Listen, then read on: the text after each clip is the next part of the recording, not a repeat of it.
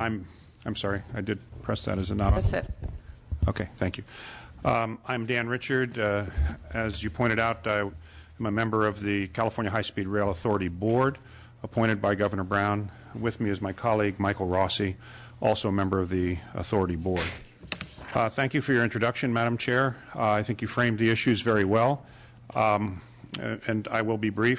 I fear my reputation has preceded me from prior hearings, so we'll be very concise. I think members all at this point understand the basic aspects of the business plan, and of course you'll have the opportunity for interaction with the following panel. So I would just like to emphasize a few points at this juncture. First, as the Chair stated, the 2012 draft business plan of the California High-Speed Rail Authority is a major departure from past thinking.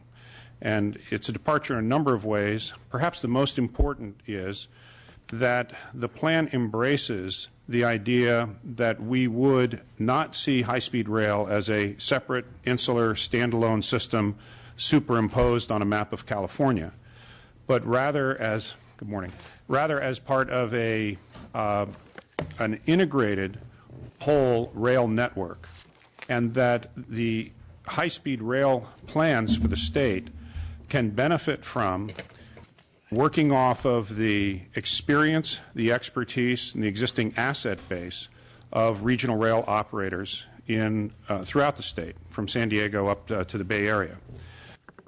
This notion that we would use blended service, in other words, taking advantage of the existing track network and systems in areas like the peninsula, was one that was really propounded by members of this body, and we give credit to Assemblymember Gordon and State Senator Simidian, along with Congresswoman Anna Eshoo, for really pressing the authority to think about this in a different way. And we have looked at that, embraced those thoughts and critiques, and have now incorporated that into the thinking of the high-speed rail plan.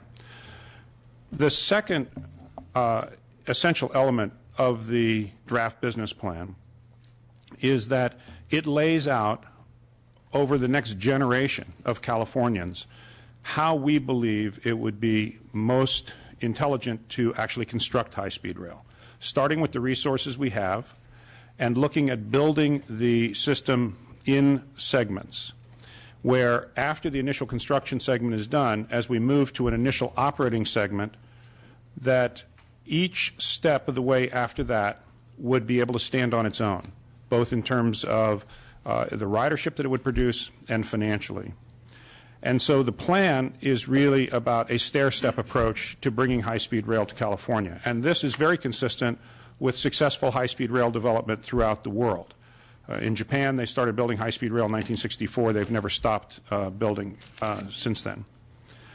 The third point that I want to make, which goes directly to the comments made by the Chair, is that we looked at high-speed rail not as a luxury item that would be great to add to the mix to have cool, fast-running trains in California, but really to suggest that it has to be looked at in the context of alternatives to meet the mobility needs of a growing state population.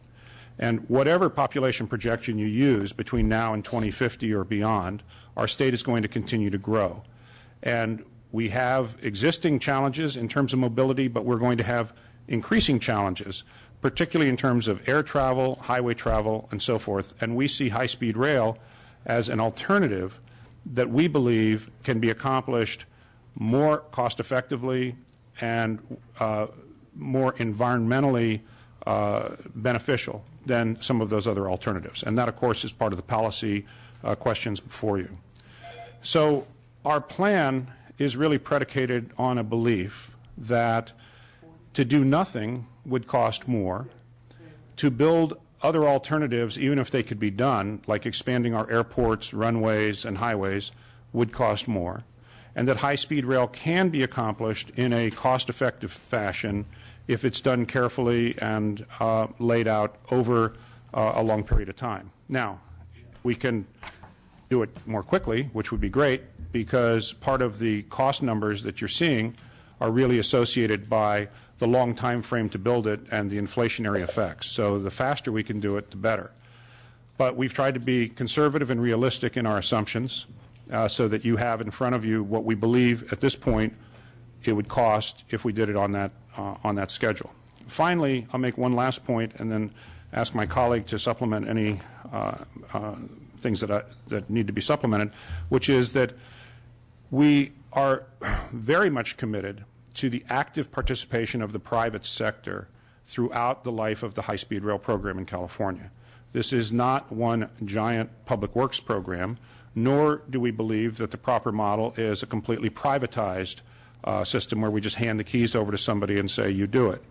In fact, this is a true public-private partnership. In the early stages, the private sector will be very involved through design-build contracts to construct the initial construction segment, which can begin as early as next year.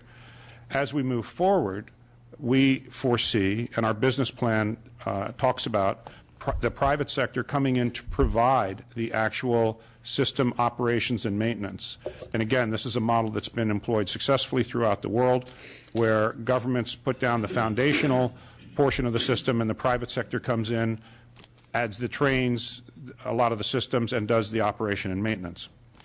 And finally, as ridership is demonstrated and we build the system out over time, there will be possibilities for a true public-private partnership where the private sector could come in and actually construct and then operate and maintain other portions of the system. So we see very vibrant roles for the private sector throughout the life of this project. I just wanted to hit those highlights in the business plan, Madam Chair, and I'm happy to go into any further detail. But at this point, I would just see if Mr. Rossi wanted to add anything, or else we would be here to respond to your question. Thank you very much. He's shrugging his shoulders, so I think you said it all.